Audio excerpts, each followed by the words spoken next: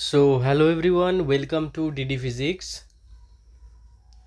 Unit dimension বা ভৌতজগৎ এবং পরিমাপের যে ক্লাস, ফার্স্ট সেমিস্টারের ক্লাস, সেই ক্লাসের theoretical portion, theoretical part already চ্যানেলে কমপ্লিট হয়ে গেছে এবং প্লেলিস্টে আপলোড করা হয়ে গেছে।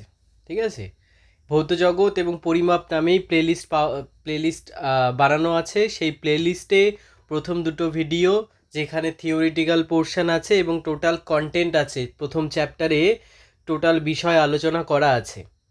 ওকে, উইথ এক্সাম্পল, উদাহরণ সহ আলোচনা করা আছে এবং প্রত্যেকটি টপিক যেগুলো আমাদের সিলেবাসের আন্ডারে আছে ডিটেলসে কিন্তু ডিসকাস করা আছে। তো যারা দেখোনি তারা প্লেলিস্টে গিয়ে সেই ভিডিও দুটো দেখো, তারপর এই ভিডিওতে আসো। এই ভিডিওতে আমরা কি করব, আমরা কিছু ইম্পর্টেন্ট কোয়েশ্চেন নিয়ে আলোচনা করব এবং আমি বলছি এই তিনটা ভিডিও যদি তোমরা দেখে নাও, তিনটা ক্লাস যদি তোমরা করে নাও, তাহলে পরীক্ষায় এখানে যে 3 নম্বর আছে সেখান থেকে তোমাকে কেউ আটকাতে পারবে না। 3 নম্বর পাওয়া থেকে তোমাকে কেউ আটকাতে পারবে না, এটা 100% গ্যারান্টি। ওকে, ফার্স্ট সেমে ফার্স্ট চ্যাপ্টার থেকে 3 নম্বর একদম শিওর শট, কোনো সমস্যা নেই। তাহলে চলো আর বেশি কথা না বলে কোয়েশ্চেন প্র্যাকটিসের দিকে যাওয়া যাক। প্রথম কোয়েশ্চেন দেখো কি বলা আছে।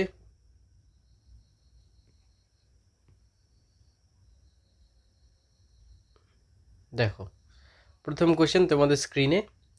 ওকে, একটি ধাতব তারের ভর 0.4 প্লাস মাইনাস 0.002 গ্রাম ব্যাসার্ধ দেওয়া আছে এবং দৈর্ঘ্য দেওয়া আছে। তারটির উপাদানের ঘনত্ব পরিমাপে সর্বোচ্চ সম্ভাব্য শতকরা ত্রুটি কত হবে? তাহলে কি পরিমাপ করতে হবে? ঘনত্ব। কি পরিমাপ করতে হবে? ঘনত্ব। আমরা জানি ঘনত্ব ইজ ইকুয়াল টু ভর বাই আয়তন। আবার কি জানি?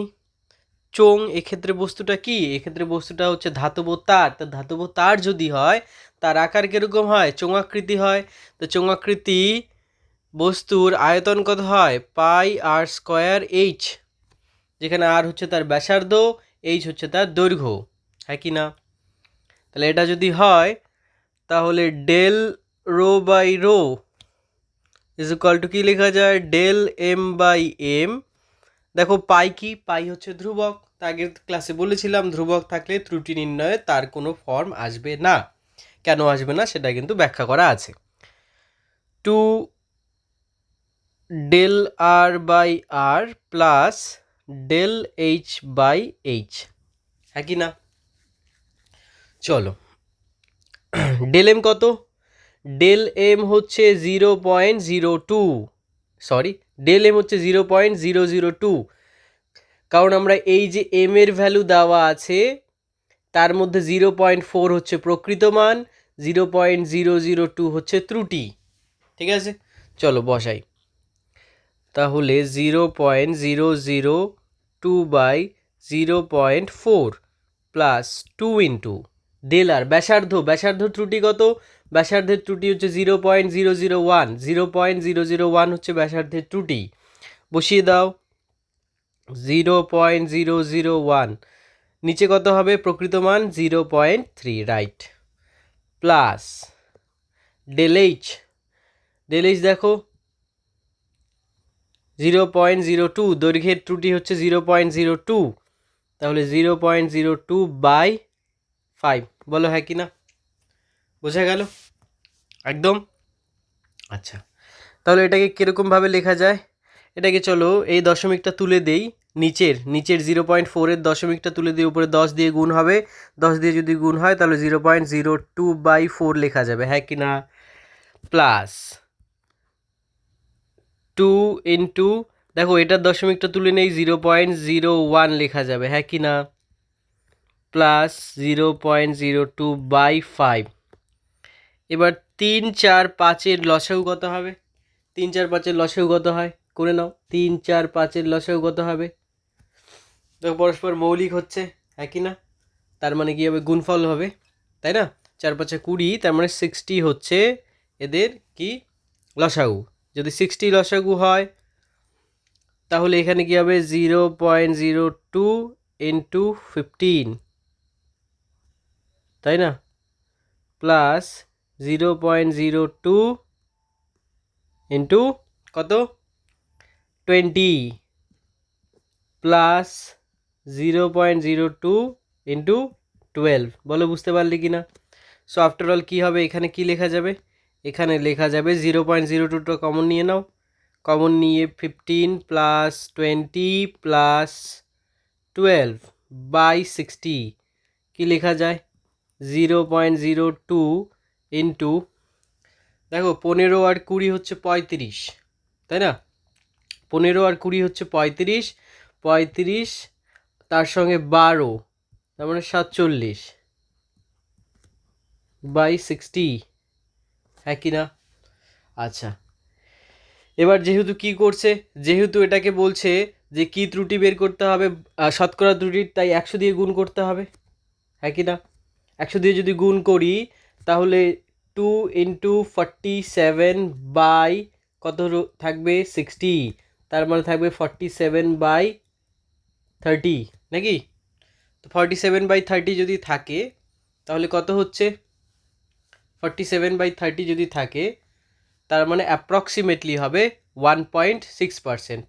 দেখো 47 30 একবার দাও 37 1 পয়েন্ট দাও 0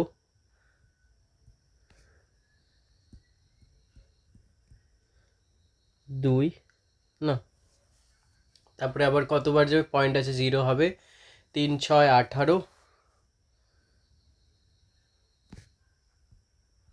এরকম করে, তার মানে অ্যাপ্রক্সিমেটলি কত আসবে 1.6%, হ্যাঁ কি না? অ্যাপ্রক্সিমেটলি কত আসবে 1.6%, বোঝা গেল? একটু লেন্দি ক্যালকুলেশন, ঠিক আছে? পরীক্ষায় আমাদের কিন্তু ফার্স্ট সেমে আসতে পারে এরকম, ঠিক আছে, ফার্স্ট সেমে কিন্তু এরকম কোশ্চেন একদম আসতে পারে। সো বি রেডি, অ্যান্ড এখান থেকে কিন্তু প্র্যাকটিস হয়ে যাচ্ছে। এই 3টে ক্লাসের মধ্যে কেউ যদি একটা ক্লাস মিস করে ফেলো বা ডিরেক্টলি কোনো ক্লাসে এন্টার করো উইদাউট সিকোয়েন্স, উইদাউট সিকোয়েন্স মানে প্রথমে ক্লাস 1 দেখতে হবে, তারপর ক্লাস 2 দেখতে হবে, তারপর এই কোয়েশ্চেন প্র্যাকটিস দেখতে হবে, কোয়েশ্চেন প্র্যাকটিসের ক্লাসটা দেখতে হবে। ওকে ফাইন, চলো নেক্সটে যাওয়া যাক, নেক্সটে যাওয়া যাক। দেখো নেক্সট কোয়েশ্চেন,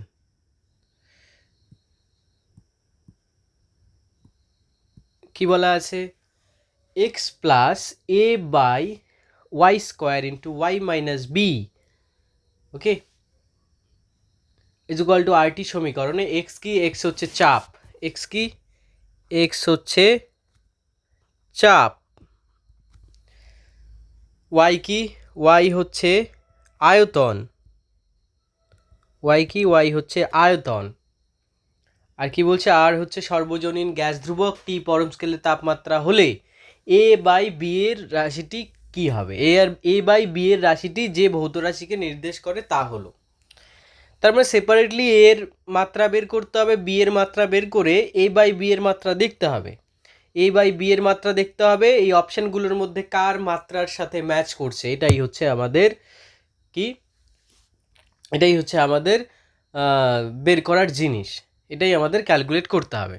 তাহলে এক্স যদি চাপ হয়, চাপের মাত্রা কি হবে, চাপের মাত্রা হবে বল বাই ক্ষেত্রফল, বল হচ্ছে কি M L T to the power -2, হ্যাঁ কি না, ক্ষেত্রফল হচ্ছে এল স্কোয়ার, তাহলে কি হবে M L to the power -1 T to the power -2, এক্সের মাত্রা M L to the power -1 T to the power -2, Y কি, ওয়াই হচ্ছে আয়তন, তাই ওয়াইয়ের মাত্রা কি হবে, ওয়াইয়ের মাত্রা হবে এল কিউব অনলি।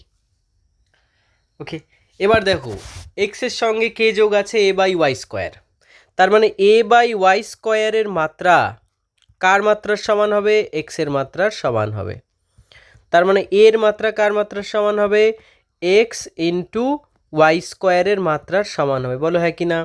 এক্স মানে কি বের করলাম, M L to the power -1 T to the power -2, Y মানে কি বের করলাম, এল কিউব, তার স্কোয়ার আছে, তার মানে এল টু দি পাওয়ার 6 হয়ে যাবে, তাহলে M L to the power 5 T to the power -2। এটা কার মাত্রা বের হলো? এটা বের হলো এ এর মাত্রা। এটা বের হলো এ এর মাত্রা। এবার বি এর মাত্রা বের করো। দেখো বি এর মাত্রা ওয়াই এর মাত্রার সমান হবে কিন্তু, হ্যাঁ কি না?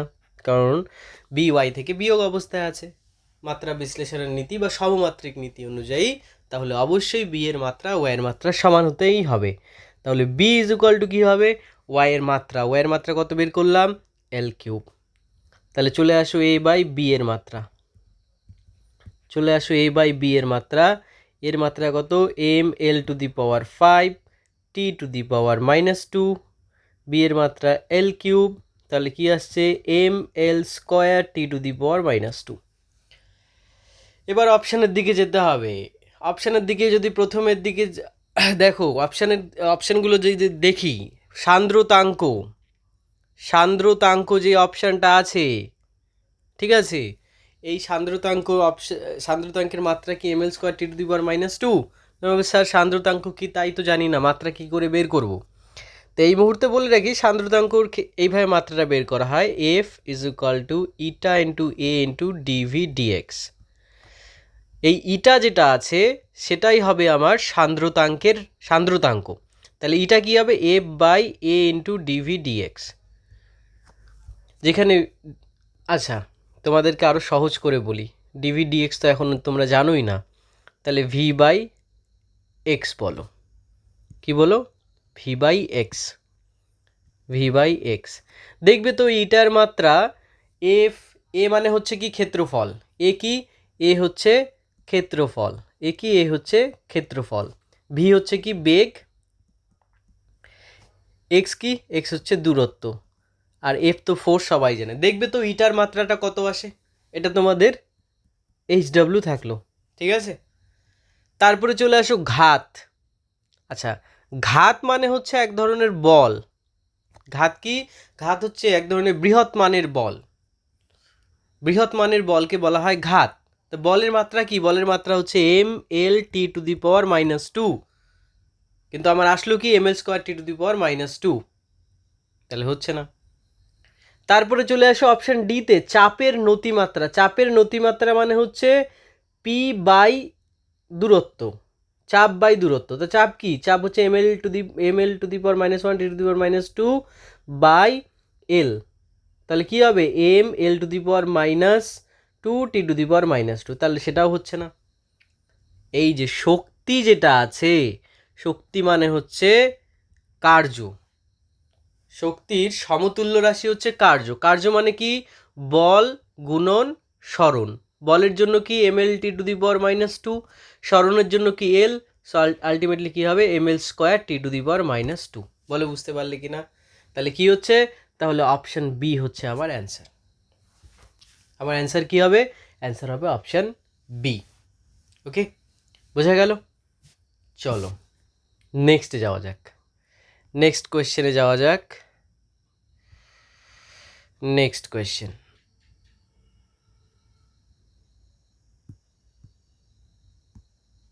নেক্সট কোয়েশ্চেন, এই তো কি বলেছে?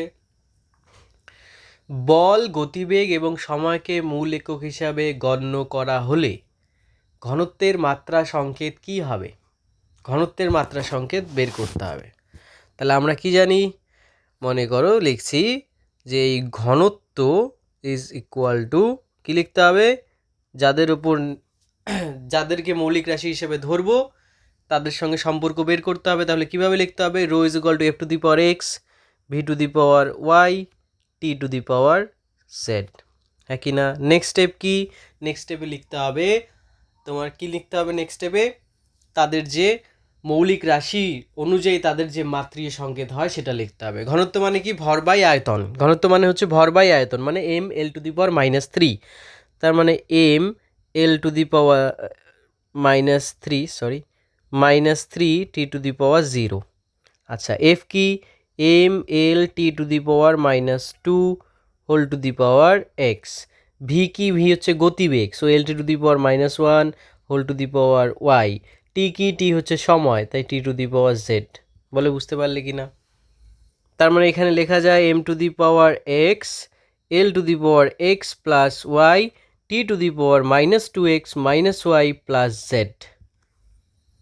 ওকে, আর এই পাশে লেফট হ্যান্ড সাইডে কী আছে, M to the power 1 L to the power -3 T to the power 0। তাহলে এবার পাওয়ারগুলো ইকুয়েট করে দাও। পাওয়ারগুলো যদি ইকুয়েট করি কী পাবো, এক্স ইজ ইকুয়াল টু পাবো 1, এক্স প্লাস ওয়াই পাবো ইজ ইকুয়াল টু -3, ওয়াই পাবো কি কী হলো, হ্যাঁ এক্সের জায়গায় বসাও, এক্সের জায়গায় কত বসাবো 1 plus Y is equal to -3। তাহলে ওয়াই ইজ ইকুয়াল টু কী পাচ্ছি, ওয়াই ইজ ইকুয়াল টু পাচ্ছি -4। তারপরে কি -2x -y plus Z is equal to কত 0।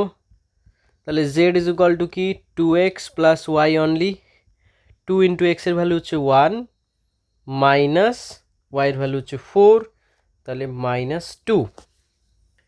তাহলে মাত্রিয় সংকেত কী হবে, এফ টু দি পাওয়ার এক্সের জায়গায় কত বসবে 1, L to the power V to the power ওয়াইয়ের জায়গায় কী বসবে -4, টি টু দি পাওয়ার জেডের জায়গায় কী বসবে -2। তার মানে অপশান সি, তার মানে হচ্ছে অপশান সি আমাদের রাইট অ্যান্সার। ওকে, অপশান সি আমাদের রাইট অ্যান্সার। বোঝা গেল? আগের দিন কিন্তু এই টোটাল জিনিসটা কিভাবে করতে হয় এটা বলেছি আগের ক্লাসে, এবং প্রবলেমও সলভ করেছি। আজকে আবার প্র্যাকটিস, সেই জন্যই কোয়েশ্চেন প্র্যাকটিস সেশন। ওকে,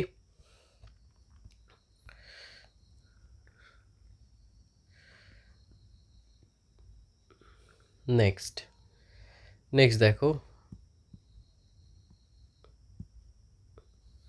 কি বলা আছে, কোনো ভৌত রাশি পি কে লেখা যায়, পি ইজ ইকুয়াল টু কি, পি ইজ ইকুয়াল টু হচ্ছে A square B cube by C under root of D. Okay, P is equal to A square B cube C under root of D, যেখানে A B C এর ত্রুটি দেওয়া আছে, P পরিমাপে ত্রুটি কত হবে। তো simply del P by P কী হবে, 2 del a by a plus 3 del b by b plus del c by c plus half, root over মানে টু দি পাওয়ার হাফ, তাই না, ডেল ডি বাই ডি। এবার দেখো আগের দিন যেহেতু প্রথমবার শিখেছিলাম তাই ডিটেলসে করেছিলাম, ডিটেলসে মানে তোমার প্রকৃত মানের জায়গায় 100 বসিয়েছিলাম যখন ত্রুটি শতকরায় দেওয়া ছিল। কিন্তু আলটিমেটলি যদি তুমি ব্যাপারটা ভালো করে বুঝে থাকো, ব্যাপারটাকে ভালো করে রিলেট করতে পারো, তাহলে দেখতে পারবে ত্রুটি এ মনে করো x% ছিল, তার মানে ত্রুটির তার মানে সেই del, suppose del A by এর কথা বলছি, তার মানে কি ডেলের জায়গায় x ইউজ করতাম, এর জায়গায় ইউজ করতাম 100, এবং আফটার অল ফাইনালি যখন আমরা শতকরা ত্রুটি বের করতাম তখন কি করতাম, 100 দিয়ে গুণ করে দিতাম। তার ফলে কি হতো, তার ফলে এই 100-এর সঙ্গে 100 কেটে যেত, কেটে গিয়ে কি থাকতো, আলটিমেটলি যেটা ত্রুটি আছে সেটাই পড়ে থাকতো। তার মানে কি, তার মানে যখন শর্টে করতে যাব তখন না আমরা এই 100 দিয়ে গুণ করব, না প্রকৃত মানে 100 লিখব, তখন কি করব, পিওরলি ত্রুটিটাই লিখে দেব। কিভাবে, 2 ইন্টু এর ত্রুটি কত, এর ত্রুটি হচ্ছে 1%, তাহলে 1, অনলি 1, কারণ নিচে 100 লিখবো, পরে আবার 100 দিয়ে গুণ করব শতকরা ত্রুটি বের করার জন্য। সো আফটার অল কী হবে, সময় নষ্ট হবে। তো যতটা সময় বাঁচানো যায়, এবং সময় বাঁচানোর উদ্দেশ্য এটা যে আমি অ্যাকচুয়াল প্রপার জিনিসটা শেখার পরেই আমি শর্টকাটে যাব, ডিরেক্টলি শর্টকাটে কিন্তু যাব না। তাও যদি কারো বুঝতে অসুবিধা হচ্ছে তাহলে তোমরা যেরকম নিয়মে আমি করেছি সেই নিয়মেই করো, দু একটা করার পরে নিজেরাই রিয়েলাইজ করতে পারবে যে কেন আর 100 লিখছি না। যাই হোক, বি এর ত্রুটি কত আছে 2%, লেখো 2%, সি এর ত্রুটি কত আছে 3%, লেখো 3%, হাফ, ডি এর ত্রুটি কত আছে 4%।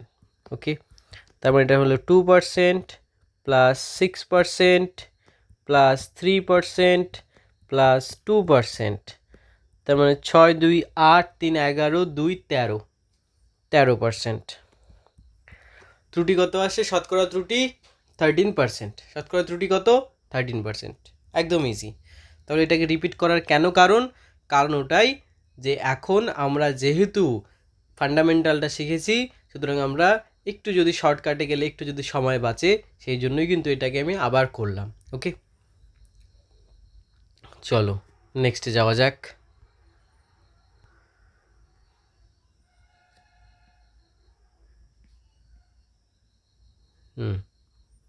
Next question.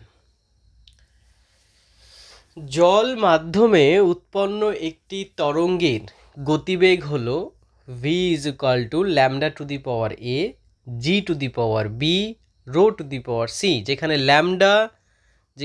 ল্যামডা জি এবং রো হলো তরঙ্গের তরঙ্গ দৈর্ঘ্য, ল্যামডা কি তরঙ্গ দৈর্ঘ্য, জি কি অভিকর্ষজ ত্বরণ, আর রো কি জলের ঘনত্ব।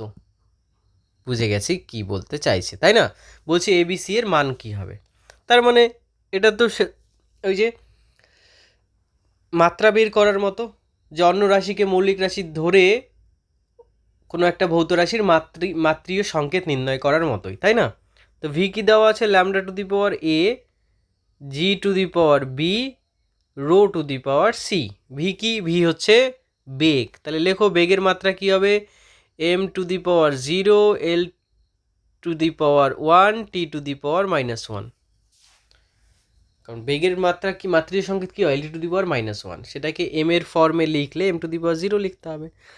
আচ্ছা, ল্যামডা কি? ল্যামডা হচ্ছে তরঙ্গ দৈর্ঘ্য। তরঙ্গ দৈর্ঘ্য যদি হয় তাহলে তরঙ্গ দৈর্ঘ্য মানে ওয়ান টাইপ অফ কি দৈর্ঘ্য, তাহলে এল হবে তার মাত্রা টু দি পাওয়ার এ। জি কি? জি হচ্ছে অভিকর্ষজ ত্বরণ। অভিকর্ষজ ত্বরণ কি এক ধরনের ত্বরণ, তাহলে তার মাত্রা কি হবে L to the power -2 whole to the power B. তারপরে চলে আসে রো কি ঘনত্ব, M L to the power -3 whole to the power C.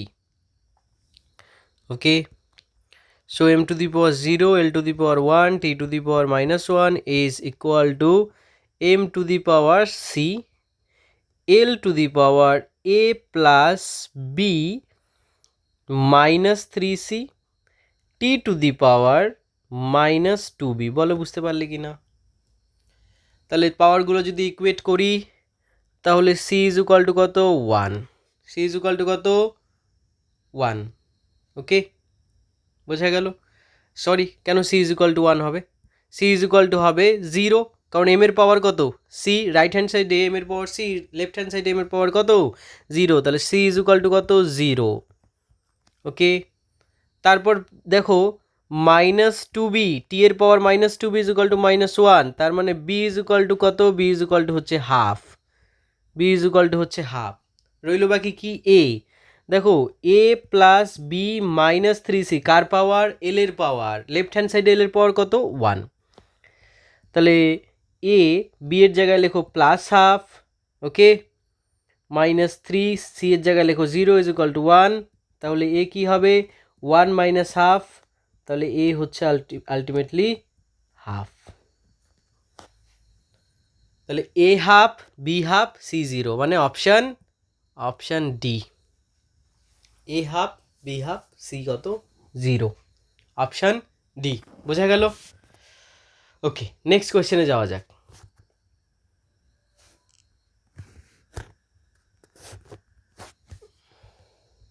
Next question এই হচ্ছে তোমাদের নেক্সট কোয়েশ্চেন। বেশি কোয়েশ্চেন নেই, আর একটা কোয়েশ্চেনই আছে, ঠিক আছে? মানে যা আসবে এর মধ্য থেকেই আসবে, এবং টোটাল চ্যাপ্টারটার মধ্যে যা যা আছে সব কিন্তু করানো আছে। একদম নিশ্চিন্তে থাকো, বিশ্বাস রাখো, পড়াশোনা করতে থাকো, এখান থেকেই আসবে একদম শিওর।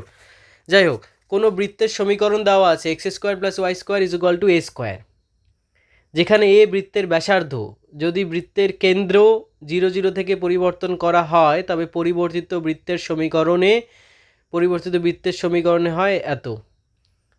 এখন টি এর মাত্রা টি টু দি পাওয়ার -1 হলে এ ও বি এর মাত্রা কি হবে? মানে এইখানে যে গল্প করেছে, এই যে গল্পগুলো করেছে কোনো বৃত্তের হাবিজাবি, এগুলো অপ্রাসঙ্গিক। আমার দরকার হচ্ছে এই যে সমীকরণটা, আমার দরকার কোন সমীকরণটা?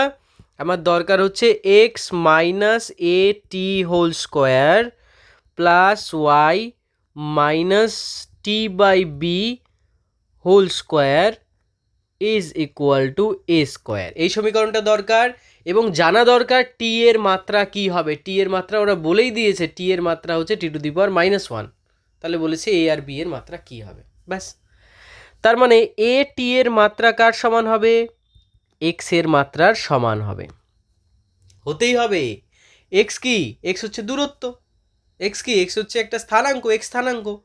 তার মানে তার মাত্রা কি হবে? এল। তার মানে এ কি হচ্ছে? এ হচ্ছে এক্স এর মাত্রা বাই টি এর মাত্রা। এক্স এর মাত্রা কি হবে? দূরত্বের মাত্রা মানে এল। টি এর মাত্রা অলরেডি দেওয়া আছে t⁻⁻1, তাহলে এ এর মাত্রা হচ্ছে এলটি। এর মাত্রা কি হবে? এলটি। এর মাত্রা হচ্ছে এলটি। ওকে, চলে আসো বি এর মাত্রা বের করার জন্য। কি দেওয়া আছে? y minus T by B, Y minus T by B whole square. তার মানে টি বাই বি এর মাত্রা কার সমান হবে? ওয়াই এর মাত্রা সমান হবে। টি বাই বি এর মাত্রা কার সমান হবে? ওয়াই এর মাত্রা সমান হবে। ওয়াই কি? ওয়াই হচ্ছে ওয়াই স্থানাঙ্ক, দূরত্ব, মাত্রা কি হবে? এল হবে।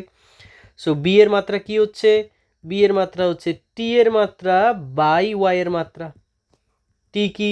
t⁻⁻1। ওয়াই কি? দূরত্ব, এল। হ্যাঁ কি না? তার মানে বি এর মাত্রা কি আসছে?